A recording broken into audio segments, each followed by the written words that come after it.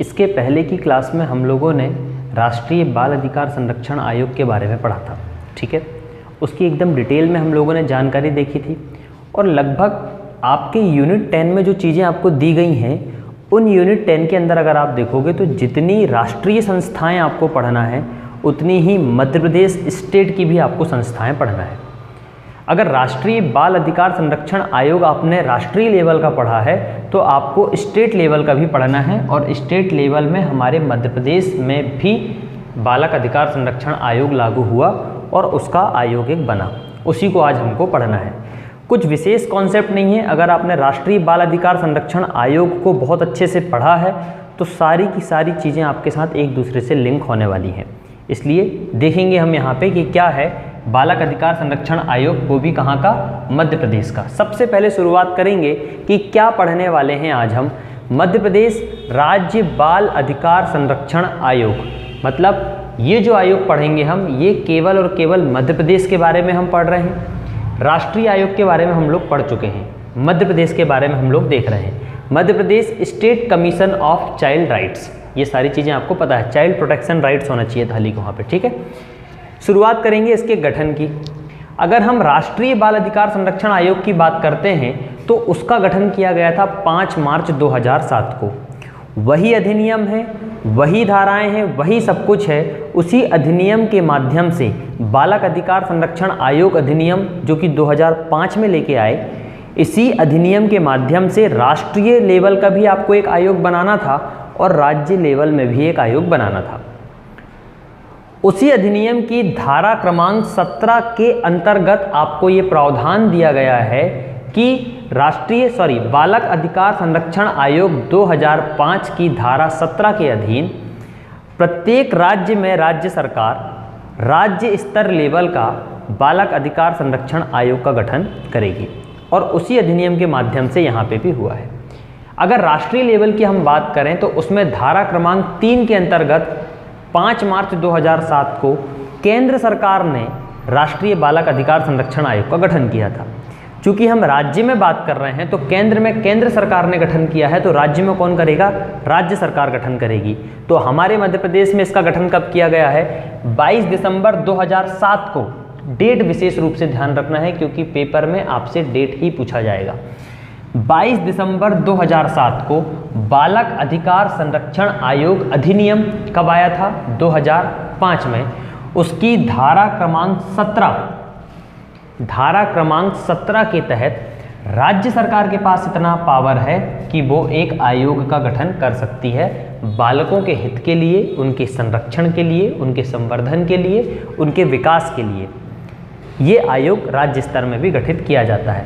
एक यहाँ पे अगर आप डीपली कॉन्सेप्ट अगर आप पढ़ते हैं तो राज्य सरकार को इसी अधिनियम बालक अधिकार संरक्षण अधिनियम 2005 के अंतर्गत अगर आप देखेंगे तो धारा क्रमांक 36 का 1 और धारा क्रमांक 36 का सेक्शन क्लॉज अगर आप 2 पढ़ते हैं तो इस धारा 36 के 1 और 2 सेक्शन में लिखा गया है कि राज्य सरकार को धारा 36 1 और 2 के तहत ये शक्ति दी गई है।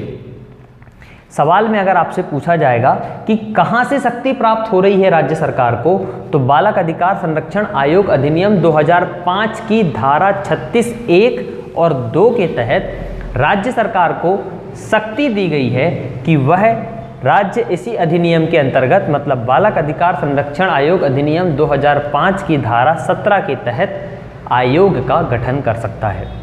तो हमारी मध्य प्रदेश सरकार को शक्ति मिली है इसी अधिनियम की धारा 36 1 और 2 से, और उसने गठन किया है धारा क्रमांक 17 से। तो दोनों चीज़ें आपको स्पष्ट होंगी कि शक्ति आपको मिलेगी धारा क्रमांक 36 के 1 और 2 से। राज्य सरकार को शक्ति है इस बारे में कि वो धारा 17 के अनुरूप एक आयोग का गठन कर सकता है। और हमारे मध्य प्रदेश में आयोग का गठन किया गया है 22 दिसंबर 2007 को। चूँकि आयोग है तो इसका कहीं ना कहीं मुख्यालय तो होना जरूरी है। जैसे बालक अधिकार राष्ट्रीय लेवल की अगर हम बात करें तो राष्ट्रीय बालक अधिकार संरक्षण आयोग अधिनियम का जो आयोग का जो मुख्यालय है वो कहाँ पे है, नई दिल्ली में। ऐसे ही हमारे मध्य प्रदेश की राजधानी मुख्यालय कहाँ पे है, भोपाल में। हमारे मध्य प्रदेश की राजधानी भोपाल, जहाँ पे आप देखेंगे मध्य प्रदेश के राज्य स्तर बालक अधिकार संरक्षण आयोग का क्या है, मुख्यालय। चूँकि आप लोगों को पहले ही क्लास में मैंने आपको ये बताया था कि यहाँ पे जितने भी निकाय आपको पढ़ना है, जितनी भी संस्थाएं आपको पढ़ना है, उनमें कुछ संवैधानिक संस्थाएं हैं, कुछ वैधानिक संस्थाएं हैं, कुछ गैर संवैधानिक संस्थाएं हैं। और कौन सी संस्था संवैधानिक होगी, कौन सी संस्था वैधानिक होगी और कौन सी गैर संवैधानिक होगी, ये सारी बातें भी हम लोगों ने पहले डिस्कस किया है। अगर आप इस संस्था को देखें, इस निकाय को देखें, तो इसका जो गठन किया जा रहा है एक अधिनियम के माध्यम से किया जा रहा है, एक कानून के माध्यम से किया जा रहा है। और हमने ये जाना था कि अगर किसी भी निकाय का, किसी भी संस्था का अगर गठन किया जाता है किसी कानून के माध्यम से, किसी अधिनियम के माध्यम से, परंतु ऐसा कोई भी बात उसके बारे में संविधान में ना दिया गया हो, तो ऐसे निकाय को हम कहते हैं वैधानिक निकाय। कैसा निकाय कहते हैं? वैधानिक निकाय। तो ये जो अधिनियम है, ये जो आयोग है, अधिनियम के माध्यम से बनाया गया है। इसी कारण से इसकी प्रवृत्ति भी, इसकी प्रकृति भी कैसी होगी? वैधानिक निकाय की होगी, क्योंकि इसका गठन किया गया है बालक अधिकार संरक्षण आयोग अधिनियम 2005। तो एक कानून के माध्यम से इसका गठन किया जा रहा है, इसी कारण से इसको हम वैधानिक निकाय कहते हैं। संवैधानिक इसलिए नहीं कहते हैं क्योंकि इसके बारे में संविधान में वर्णन नहीं है, परंतु एक कानून में वर्णन दिया गया है। इसी कारण से इसको हम एक कानूनी निकाय कह सकते हैं, संविधिक निकाय कह सकते हैं, वैधानिक निकाय कह सकते हैं, परंतु संवैधानिक नहीं कह सकते। ठीक है, अब आगे बढ़ेंगे। यहाँ से आगे देखेंगे संरचना। आयोग बन गया, मुख्यालय बन गया, ये भी देख लिया कि कैसा है, संवैधानिक है, वैधानिक है, कैसा है, सब कुछ देख लिया, वैधानिक निकाय है। अब आयोग को चलाने के लिए उसमें कोई ना कोई अध्यक्ष होना चाहिए, कोई व्यक्ति होना चाहिए, सदस्य होना चाहिए, सचिव होना चाहिए। तो उसी को कहते हैं कि आयोग को चलाने के लिए, उसकी क्रियाओं को, उसकी पॉलिसी को क्रियान्वयन करने के लिए, उसमें अपनी पूरी प्रोसेस मैनेजमेंट करने के लिए उसमें अध्यक्ष, उपाध्यक्ष, सदस्य, सचिव, ये सब मिलके एक संरचना बनती है। उसी को कहते हैं आयोग की संरचना। हमारे मध्य प्रदेश के बाल अधिकार संरक्षण आयोग की जो संरचना है, अगर आप उसको राष्ट्रीय लेवल वाले से कंपेयर करेंगे तो लगभग समान है, एकदम समान है। संरचना में देखें तो इस आयोग में एक अध्यक्ष होगा, कुछ सदस्य होंगे जिनकी संख्या होगी 6। राष्ट्रीय की अगर बात करें तो वहां पे भी अध्यक्ष की संख्या, सदस्यों की संख्या थी 6। अध्यक्ष तो एक ही हो सकता है, सदस्यों की संख्या अलग अलग हो सकती है, परंतु हमारे मध्य प्रदेश में आपने देखा कि यहाँ पे सदस्यों की संख्या होगी 6। परंतु, और यही परंतु आपके लिए बहुत इंपॉर्टेंट है, परंतु जो 6 सदस्य होंगे, उन 6 सदस्यों में 2 महिलाओं का होना अनिवार्य ही है। कितनी महिलाएं होना चाहिए? कम से कम 2 महिलाएं तो होना ही चाहिए। हो सकता है कि 6 की 6 सदस्य महिलाएं हो सकती हैं, कोई बड़ी बात नहीं, परंतु 6 की 6 लोग पुरुष ही हों, ऐसा कभी भी पॉसिबल नहीं हो सकता। इसमें कम से कम 2 महिलाओं का होना अनिवार्य है। यहाँ तक स्पष्ट है। इसके अलावा अगर आप देखेंगे सचिव, तो सचिव भी एक होगा इसमें, परंतु सचिव चूंकि एक प्रशासनिक अधिकारी होता है, पेपर के माध्यम से पहले वो आईएएस बना, आईएएस के बाद उसको सचिव बनाया गया, इसलिए हम सचिवों को कभी भी आयोग के सदस्यों में शामिल नहीं करते। बस आपको पता होना चाहिए कि इस आयोग में भी एक सचिव होता है। और सचिव को नियुक्त करने का प्रावधान अगर आप देखोगे तो इसी बालक अधिकार संरक्षण आयोग अधिनियम 2005 की धारा 21(1) के तहत इस आयोग में एक सचिव का भी प्रावधान किया गया है। और सचिव आपने देखा सेक्रेटरी रैंक का होना चाहिए, और सेक्रेटरी आईएएस ही बनता है। समझ में आया? तो आयोग की अगर संरचना देखेंगे तो आयोग में एक अध्यक्ष होगा, 6 सदस्य होंगे, उन 6 सदस्यों में 2 महिलाओं का होना अनिवार्य है। कुल मिला के आप देखें तो यह 7 सदस्यीय निकाय है। कितने सदस्यीय निकाय है ये? 7 सदस्यीय। दोनों को जोड़ेंगे तो मिलेगा हमको यहाँ पे 7 सदस्य। अध्यक्ष और सदस्यों को मिला लो तो 7 सदस्यीय निकाय है, मतलब बहुसदस्यीय निकाय है।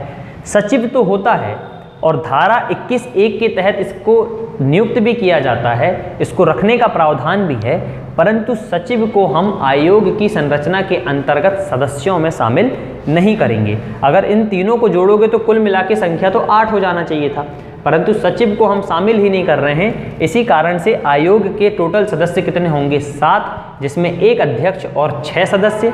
6 सदस्यों में मिनिमम 2 महिलाएं होना अनिवार्य है। राष्ट्रीय में भी अगर आप देखोगे ना, तो राष्ट्र में भी आपका एक अध्यक्ष है, 6 सदस्य हैं, सचिव वहाँ पे भी है एक, और उनमें भी 2 महिलाओं का होना अनिवार्य है। ये बात भी मैंने आपको बताया था। तो लगभग चीज़ें समान आपको देखने को मिलेगी। अध्यक्ष हो गए, सदस्य हो गए, सचिव हो गए, सारी बातें हो गई। किस धारा के अंतर्गत इनको नियुक्त किया जाएगा ये भी हमने देख लिया। अब इनको नियुक्त कौन करे? अध्यक्ष और सदस्यों को नियुक्त कौन करेगा? तो ध्यान रखिएगा, चूंकि गठन राज्य सरकार कर रही है, आयोग का गठन कौन कर रहा है? राज्य सरकार कर रही है। राष्ट्रीय लेवल का गठन कौन करता है? केंद्र सरकार करती है। राज्य लेवल का गठन कौन कर रहा है? राज्य सरकार कर रही है। तो नियुक्ति भी कौन करेगा? राज्य सरकार ही करेगी। आयोग का गठन, जिस भी आयोग का गठन अगर संविधान के रूप में किया जाता है, संविधान के किसी प्रावधान के रूप में उसका गठन किया जाता है, तो उस आयोग के अध्यक्ष की नियुक्ति हमेशा राष्ट्रपति ही करता हुआ दिखेगा आपको। परंतु अगर किसी भी आयोग का गठन केंद्र सरकार कर रही है, तो उसके सदस्य अध्यक्षों की नियुक्ति भी कौन करता है? केंद्र सरकार करता है। बहुत विशेष परिस्थिति में राष्ट्रपति करेगा, और किस माध्यम में करेगा वो आगे जैसे जैसे आयोग आएंगे मैं आपको बताऊंगा। ऐसे ही राज्य सरकार जब इस आयोग का गठन कर रही है, तो इसके सदस्य अध्यक्षों की नियुक्ति भी कौन करेगा? राज्य सरकार के द्वारा ही अध्यक्ष की नियुक्ति की जाएगी और अन्य सदस्यों की भी नियुक्ति की जाएगी।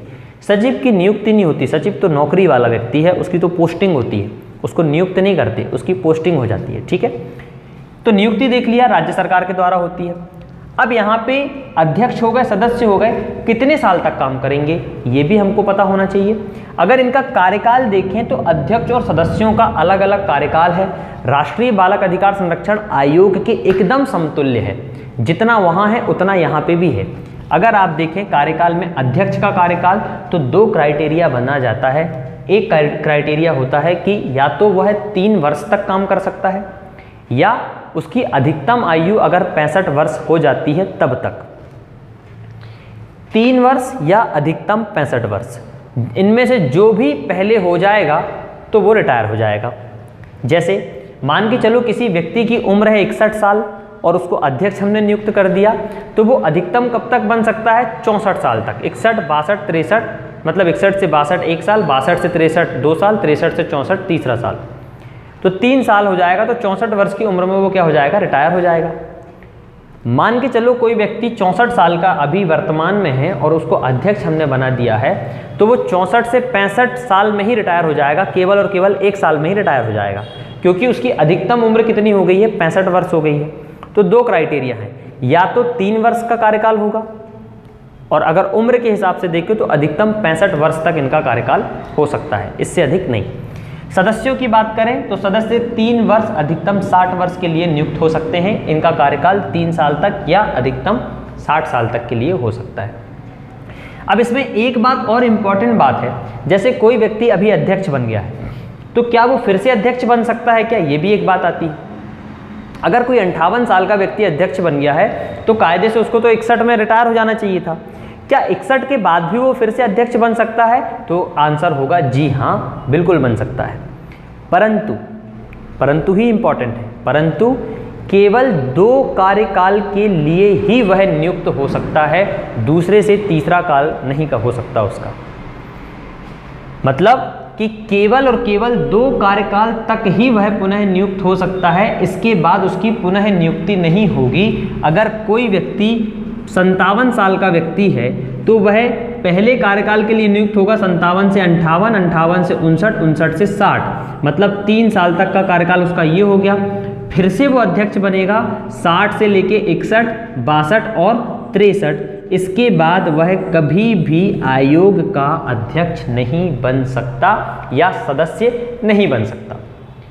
अध्यक्ष सदस्यों के लिए दोनों कंडीशनें अप्लाई है कि कोई भी व्यक्ति अध्यक्ष अगर बनता है तो वो अधिकतम 3 वर्ष तक या अधिकतम 65 वर्ष की उम्र तक, अगर सदस्य बनता है तो अधिकतम 3 वर्ष, अधिकतम उम्र 60 वर्ष तक बन सकता है, और एक ही व्यक्ति अधिकतम 2 कार्यकाल तक ही पुनः नियुक्त किया जा सकता है। एक ही व्यक्ति 2 बार अपॉइंट किया जा सकता है, एक ही व्यक्ति को 2 बार अपॉइंटमेंट दिया जा सकता है, परंतु केवल और केवल 2 बार। वही व्यक्ति को तीसरी बार अपॉइंटमेंट नहीं दिया जा सकता। आया समझ में? ये हो गया कार्यकाल की बात करते हैं कि जब इनको नियुक्ति हो गई है, इनका कार्यकाल हो गया है, तो कभी इनको त्यागपत्र देना हुआ या इनको पदमुक्त करना हुआ, तो यह शक्ति किसके पास है? अगर किसी भी अध्यक्ष या सदस्य को ऐसा लगता है कि उसको अपना पद छोड़ना चाहिए, तो वो अपना त्यागपत्र राज्य सरकार को ही देगा, क्योंकि नियुक्त किसने किया है? राज्य सरकार ने किया है, तो राज्य सरकार को देगा। बहुत सारे ऐसे आयोग हैं जिसमें नियुक्ति भले ही राज्य सरकार कर रही है, परंतु त्यागपत्र केंद्र सरकार को देना पड़ता है। बहुत सारे ऐसे आयोग हैं जिसमें नियुक्ति भले ही केंद्र सरकार कर रही है, परंतु त्यागपत्र आप राज्यपाल को दे सकते हैं, राष्ट्रपति को दे सकते हैं। अलग अलग आयोग में अलग अलग सीमाएं हैं, अलग अलग कंडीशनें हैं। सारी कंडीशनों को हम यहाँ पे पढ़ेंगे। तो त्यागपत्र की हमने बात देखा कि अगर किसी अध्यक्ष या सदस्य को ये लगता है कि उसको त्यागपत्र दे देना चाहिए, तो वो अपना त्यागपत्र किसको देगा? केवल और केवल राज्य सरकार को, ना तो राज्यपाल को, ना ही किसी मंत्री को, ना ही किसी, वो केवल राज्य सरकार को देगा, मतलब मंत्रिपरिषद को जाके दे सकता है। इसके अलावा आप देखेंगे कि पदमुक्त करने का अधिकार भी जो दिया गया है कि अगर राज्य सरकार को ऐसा लगता है कि ये व्यक्ति जिसको हमने अध्यक्ष के रूप में नियुक्त करके रखा हुआ है, ये इस पद के काबिल नहीं है, हमसे गलती हो गई, धप्पी वाली बात आ गई कि हमसे गलती हो गई, तो धप्पी कहते हुए राज्य सरकार उसको पदमुक्त भी कर सकती है, और वह भी अधिनियम की धारा क्रमांक 7 के अधीन रहते हुए। धारा क्रमांक 7 इस अधिनियम की कहती है कि अगर राज्य सरकार को ऐसा लगता है कि जिस अध्यक्ष या सदस्य को हमने नियुक्त किया है उस व्यक्ति वह पद को डिजर्व नहीं करता है, वह उस पद के योग्य नहीं है, तो राज्य सरकार उससे अपना त्यागपत्र दिलवा भी सकती है और उसको पदमुक्त कर भी सकती है। परंतु यहाँ पे एक कंडीशन लगाई गई है कि अगर कभी भी अध्यक्ष का पद रिक्त हो जाता है, केवल और केवल अध्यक्ष की बात कर रहे हैं हम, अगर अध्यक्ष का पद रिक्त हो जाता है तो आने वाले 90 दिनों के अंदर अंदर आपको नया अध्यक्ष का चुनाव करना होगा, नए अध्यक्ष को अपॉइंटमेंट देना पड़ेगा। ये कंडीशन है कि अगर अध्यक्ष का पद रिक्त हो गया या आपने पदमुक्त करवा दिया गया तो 90 दिनों में पद रिक्ति भरा जाना अनिवार्य है। 3 महीने के अंदर आपको अध्यक्ष कहीं से भी नियुक्त करना पड़ेगा ही पड़ेगा। ये राज्य सरकार का दायित्व है, बराबर धारा क्रमांक 7 में यह दिया गया है। ये भी क्लियर है। चलिए आगे देखेंगे कि जब अध्यक्ष हो गया, पदमुक्ति हो गई, सारी बातें हो गई, तो कोई भी व्यक्ति फ्री में काम तो करेगा नहीं, उसके लिए सेवा शर्तें, वेतन भत्ते, सारी बातें होंगी।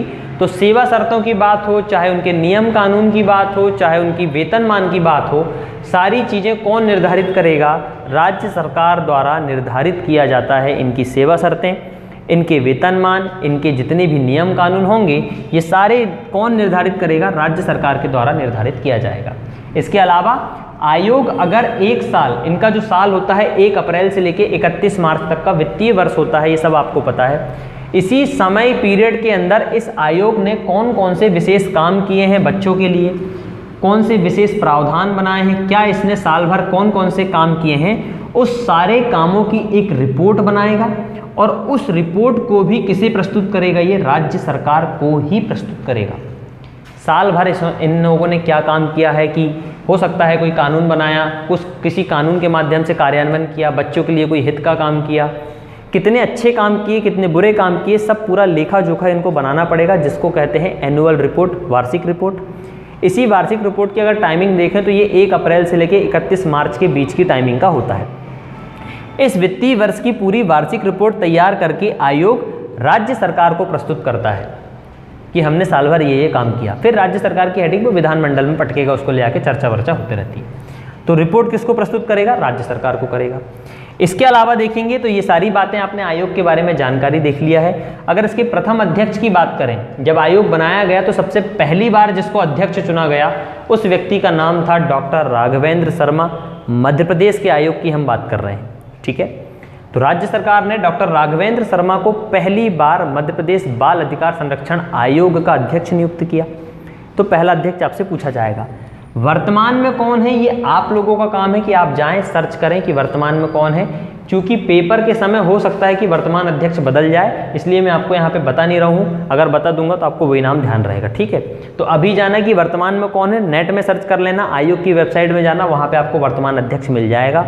जब पेपर देने जाएंगे तो उसके 1-2-4 दिन पहले एक बार और देख लेना, 15-20 दिन पहले और देख लेंगे, ठीक है। तो ये हुआ आपका मध्य प्रदेश का बाल अधिकार संरक्षण आयोग के पूरी विशेष बातें जो आपके लिए इम्पोर्टेंट हैं। परंतु इसके अलावा जिस हिसाब से पीएससी का पेपर आ रहा है उस हिसाब से हमको तैयारी भी उस लेवल की करना पड़ेगा। ना केवल इतनी सी ही बातें आपको पता होना चाहिए, थोड़ी इसके मुख्य तथ्य भी आपको पता होना चाहिए, कुछ इंपॉर्टेंट बातें भी पता होना चाहिए। जैसे कौन कौन सी बातें, हमने यहाँ पे एक बात देखा था कि अध्यक्ष की नियुक्ति राज्य सरकार कर रही है और राज्य सरकार ने उसको 3 साल 65 वर्ष के लिए लगभग इस टाइमिंग के लिए उसने उसको नियुक्त करके रखा हुआ है, ठीक है। ये भी हमने देखा और 2 कार्यकाल तक पुनः उसको नियुक्त किया जा सकता है और राज्य सरकार उससे पदमुक्त भी कर सकती है। अब विशेष बात यहाँ पे ये होगी कि जो अध्यक्ष की नियुक्ति होगी, ध्यान देना, अध्यक्ष की जो नियुक्ति की जाएगी किसी भी व्यक्ति को उठा के अध्यक्ष नहीं बनाया जाएगा। उसके लिए पहले एक चयन समिति बनाई जाएगी। चयन समिति का मतलब उसमें 4-5 मेंबर होंगे। वो मेंबर मिलके तय करेंगे कि इस आयोग का अध्यक्ष किसे बनाया जाए। तो एक चयन समिति की सिफारिश पर लिखा हुआ है अध्यक्ष की नियुक्ति एक चयन समिति की सिफारिश पर होगी, जिसका अध्यक्ष, उस चयन समिति का अध्यक्ष महिला एवं बाल विकास विभाग का जो मंत्री होगा वो उसका अध्यक्ष होगा। आप जानते हैं कि केंद्र में मंत्रालय होते हैं, राज्यों में विभाग होते हैं। केंद्र में चले जाओगे तो महिला एवं बाल विकास मंत्रालय मिलेगा आपको, और राज्य में चले जाओगे तो महिला एवं बाल विकास विभाग मिलेगा। मंत्रालय केंद्रों में, राज्यों में नहीं होता, मंत्रालय केवल केंद्रों में होता है। तो हमने ये देखा कि अध्यक्ष की जो नियुक्ति होगी वो एक चयन समिति की सिफारिश पर होगी और उस चयन समिति का जो अध्यक्ष होगा वो महिला एवं बाल विकास विभाग का जो भार साधक मंत्री होगा, मतलब वर्तमान में जो मंत्री होगा वही उसका अध्यक्ष होगा। कहाँ के महिला एवं बाल विकास विभाग का मंत्री? मध्य प्रदेश का। वही मध्य प्रदेश का मंत्री क्या होगा? इस पूरी चयन समिति का अध्यक्ष होगा। और फिर सब लोग मिलकर यह तय करेंगे कि इस आयोग का अध्यक्ष किसे बनाया जाना चाहिए। एक बात। दूसरी बात की अगर हम बात करें तो आयोग का सचिव, कौन सचिव? ये आईएएस वाला सचिव जो सदस्य में शामिल नहीं है। आयोग का जो सचिव होगा अध्यक्ष के परामर्श से आयोग का सम्मेलन आहूत करेगा। क्या तात्पर्य हुआ इसका? आयोग तो बन गया पर आयोग की बैठकें होना भी तो जरूरी है ना। आयोग का समय समय पे बैठकें नहीं होंगी तो कैसे काम चलेगा?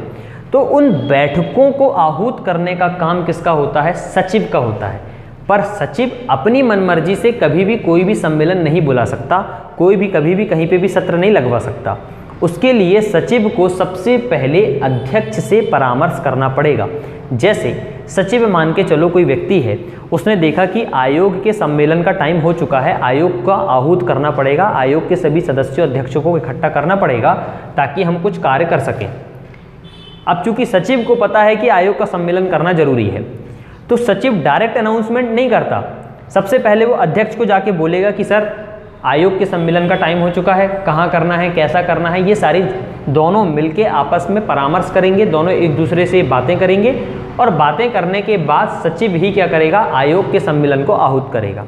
तो आयोग के सम्मेलन को आहूत करने की अथॉरिटी तो सचिव को दी गई है, परंतु सचिव अध्यक्ष के परामर्श के बगैर सम्मेलन को आहूत नहीं कर सकता। अरे अध्यक्ष ही नहीं होगा सम्मेलन में तो फिर काय का सम्मेलन? ठीक है, ये बात हुई। आगे इसी में पढ़ेंगे कि आयोग का जो सचिव होगा अध्यक्ष के परामर्श से आयोग के सम्मेलन को आहूत करेगा। इसके अलावा सम्मेलन की अपेक्षित गण पूर्ति सुनिश्चित करेगा। कौन व्यक्ति सम्मेलन में होना चाहिए, कितने मिनिमम व्यक्ति होना चाहिए, तब सम्मेलन आहूत होगा। जैसे अगर हम देखें कि कोई हम मान के चलो कार्यक्रम कर रहे हैं तो 1-2 व्यक्ति में कार्यक्रम नहीं होता। कार्यक्रम आपको लगता है कि कम से कम 10 व्यक्ति तो हों तभी तो पार्टी अच्छी होगी। तो जो 10 व्यक्ति मिनिमम आप डिसाइड कर रहे हैं वही है आपकी क्या? गण पूर्ति। मिनिमम वह संख्या जिससे आपकी पार्टी में रौनकता आ जाए। कम से कम 10 व्यक्ति होंगे तो आपकी पार्टी जैसी लगती है। ऐसे ही आयोग का जो सम्मेलन होता है उसमें मिनिमम संख्याएं होती हैं कि कम से कम, चाहे वो 4 हो, चाहे 5 हो, चाहे 10 हो, चाहे 18 हो, मिनिमम इतनी संख्या तो हो तब जाके वो उसकी गढ़पूर्ति कहलाती है और आयोग का सम्मेलन आहूत किया जाता है। अब गढ़पूर्ति की संख्या कितनी होगी, आयोग में मिनिमम कितनी संख्या होगी तब उसका सम्मेलन बुलाया जाएगा, इसका निर्धारण नहीं है। समय समय पे सचिव अध्यक्ष के परामर्श में ये डिसाइड कर सकता है। ये अभी संख्या डिसाइड नहीं है। आने वाले समय में जैसे इस साल अगर सम्मेलन बुलाया गया तो हो सकता है कि 6-7 सदस्य होंगे। आने वाले सम्मेलन में गढ़पूर्ति कर दिए कि भैया 5 लोगों को ही गढ़पूर्ति में रख सकते हैं। तो ये समय समय पे निर्धारित करता है कौन, सचिव अध्यक्ष के परामर्श से। तो ये भी एक बात हुई कि आयोग का सचिव अध्यक्ष के परामर्श से आयोग का सम्मेलन आहूत करेगा और सम्मेलन की अपेक्षित गढ़पूर्ति को सुनिश्चित करेगा, ये भी देखा हमने। और आयोग के अन्य अधिकारियों की एवं कर्मचारियों के संबंध में नियुक्ति एवं अनुशासनिक प्राधिकारी होगा। इसका तात्पर्य ये हुआ कि आयोग में जितने भी अधिकारी होंगे, कर्मचारी होंगे, उनकी नियुक्ति करने का अथॉरिटी किसके पास में है, सचिव के पास में है। उनके लिए मतलब अधिकारियों और कर्मचारियों के लिए कुछ भी अगर काम अलॉट करना होगा, उनके लिए नियम कानून बनाना होगा, जो भी बातें होंगी वो सब किस पे डिपेंड है, सचिव के ऊपर डिपेंड है। इसलिए आपने देखा होगा कई बार कि प्राइम मिनिस्टर का जो सबसे महत्वपूर्ण व्यक्ति होता है वो कैबिनेट सेक्रेटरी होता है, सचिव होता है। जैसा सचिव कहता है वैसा प्राइम मिनिस्टर मानते भी हैं, क्योंकि वो एक पढ़ा लिखा और बहुत इंपॉर्टेंट व्यक्ति है। कोई भी पॉलिसी को गवर्नमेंट के अंदर या कोई भी मिनिस्टर कहीं पे भी जाके अनाउंसमेंट नहीं करते जब तक उसमें सेक्रेटरी उसमें पूरा रिसर्च ना कर ले। तो सेक्रेटरी के हाथ में बहुत बड़ी ताकत होती है, आईएएस के हाथ में बहुत बड़ी ताकत होती है। ऐसे ही इसी सेक्रेटरी के पास ये अधिकार है कि कौन व्यक्ति हमारे यहाँ का अधिकारी हो सकता है, कौन व्यक्ति हमारे यहाँ का कर्मचारी हो सकता है। अगर हमें अधिकारी कर्मचारी चाहिए तो उनके लिए मिनिमम योग्यताएँ क्या होना चाहिए, इसलिए तो वैकेंसी निकलती हैं, इसलिए तो आप देखते हैं पेपर देते हैं। पेपर दे रहे हैं मतलब आप अपनी योग्यताओं को साबित कर रहे हैं। तो ये सारा काम करवाने का काम किसका होता है, सचिव का काम होता है। तो सचिव के पास ये अथॉरिटी है। इसके अलावा देखेंगे हम 3 माह का अंतर सम्मेलन में नहीं होना चाहिए। पहला सम्मेलन हुआ मान के चलो फरवरी में, फरवरी से मार्च 1 महीना, अप्रैल दूसरा महीना और अप्रैल के बाद मई आ गया तीसरा महीना। किसी भी कंडीशन में आपका जो सम्मेलन होना चाहिए, अगर अंतिम सम्मेलन आपका फरवरी में हुआ है तो फरवरी से मार्च, अप्रैल और मई में किसी भी कंडीशन में आने वाला सम्मेलन बुलाया जाना चाहिए ही चाहिए। 3 महीने से ज़्यादा समय नहीं होना चाहिए अगले सम्मेलन को बुलाने में। पहला सम्मेलन किया, अगला सम्मेलन जब भी आपको करना होगा तो उसमें आप 3 महीने से ज़्यादा का गैप नहीं निर्धारित कर सकते। यही कंडीशन है राष्ट्रीय बाल अधिकार संरक्षण आयोग में भी। उसमें भी ये बात कहा गया है कि जब भी आयोग का सम्मेलन आपको बुलाना होगा, उसमें भी सचिव बुलाता है, उसमें 3 महीने से ज़्यादा का समय नहीं होना चाहिए। मतलब साल भर में कम से कम 4 सम्मेलन होना तो जरूरी है। 3 चौके 12 मतलब एक साल में आप 3-3 के हिसाब से डिवाइड करेंगे तो 4 बार सम्मेलन हो सकते हैं। तो सवाल सीधा आ सकता है कि कम से कम कितने सम्मेलन हो सकते हैं, 4 सम्मेलन हो सकते हैं। कितने समय के अंदर तक हो जाना चाहिए, तो 3 महीने के अंदर में अगला सम्मेलन हो ही जाना चाहिए। 3 महीने से ज़्यादा समय नहीं लगना चाहिए। एक बात ये भी हो गई।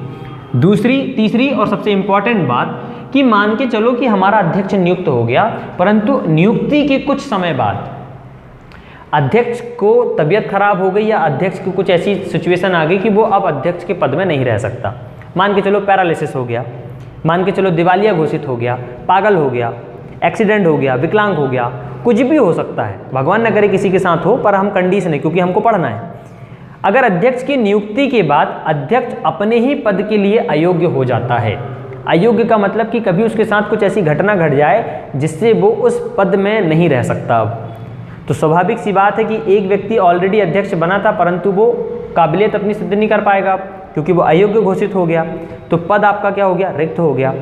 ऐसी कंडीशन में यदि अध्यक्ष किसी कारणवश पद में असमर्थ है तो राज्य सरकार के पास ये पावर है कि इन 6 सदस्यों में से किसी भी एक व्यक्ति को शेष अवधि के लिए, मान के चलो कि उसका 1 साल हो गया था तो शेष अवधि कितनी बची, 2 साल बची, तो अन्य 2 साल के लिए इन्हीं 6 सदस्यों में से किसी भी एक व्यक्ति को अध्यक्ष नियुक्त कर सकती है। मतलब आयोग के जो सदस्य हैं वह भी अध्यक्ष बन सकते हैं, परंतु कब, जब अध्यक्ष अपने पद के लिए अयोग्य घोषित हो जाता है किसी भी कारणवश, कोई भी कारण हो सकता है उसके लिए, हो सकता है कि उसने खुद ने मना कर दिया हो, क्योंकि 90 दिन के अंदर भीतर आपको नियुक्ति करना है, तो 90 दिन के अंतर तक आप खाली तो नहीं छोड़ सकते पद को। तो शेष अवधि के लिए किसी भी सदस्य को आप क्या बना देते हैं, वहाँ पे अध्यक्ष बना देते हैं। और अध्यक्ष बनाने का काम कौन कर सकता है, केवल और केवल राज्य सरकार कर सकती है। और वो अध्यक्ष शेष अवधि के लिए बनेगा, फिर से 3 साल के लिए नहीं। अगर 1 साल वहाँ पे माइनस हो चुका है तो यहाँ पे केवल और केवल 2 साल के लिए अध्यक्ष बनेगा। ये सारी बातें हैं आपकी मध्य प्रदेश राज्य बाल अधिकार संरक्षण आयोग की। मध्य प्रदेश देखें आप तो Madhya Pradesh state commission for child protection right होगा ये, ठीक है। यहाँ पे प्रोटेक्शन और लिख लेना, चाइल्ड प्रोटेक्शन राइट, ठीक है। तो ये है पूरी जानकारी आपके मध्य प्रदेश के संदर्भित आयोग की, जो कि बालकों से संबंधित है।